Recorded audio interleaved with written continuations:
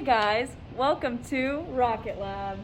First, let's get familiar with your materials. First, we have your small beaker, 2 of them, 1 pitcher, a pair of goggles, 2 funnels, citric acid, sodium bicarbonate, 2 rocket tips, 8 rocket fins, 2 rocket caps, a measuring spoon, a rocket body, 2 of them, and a string stick, 2 rocket stands, and decals for the body and fins, and balloons. Here's a little introduction about rockets. The first rockets were used in the 1200s by the Chinese as fireworks, but now we know modern rockets as those that can land on the moon.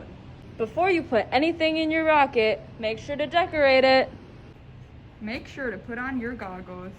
Make sure you're in a flat, safe area with no power lines or trees around to be sure your rocket doesn't get caught in anything. Fill your water up to the 150 milliliter line, right about there. Next, you're going to be making your rocket holder using these 3 pre-cut pieces. Next up, put your nose on your rocket, put on your fins, slide them on real tight, and put your rocket upside down into the rocket holder.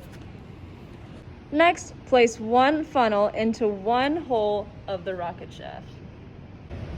Next, get 1 spoon of sodium bicarbonate and 1.5 scoops of citric acid. Yeah. Okay, good. Use the funnel to pour this into the shaft.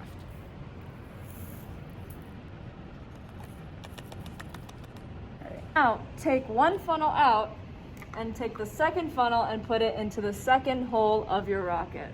Next, pour out 5 milliliters of water. Next, pour it into the funnel. Next, what you want to do is to put the cap on top of the rocket. Make sure it's sealed tight. It might be a little hard to put on, but you will get there. Now, we prepare for liftoff, and we prepare for liftoff outside. Make sure you have an adult with you when you launch your rocket.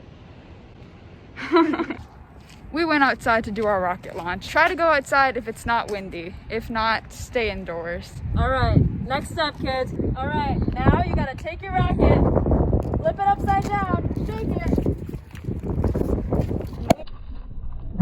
Where'd you go up?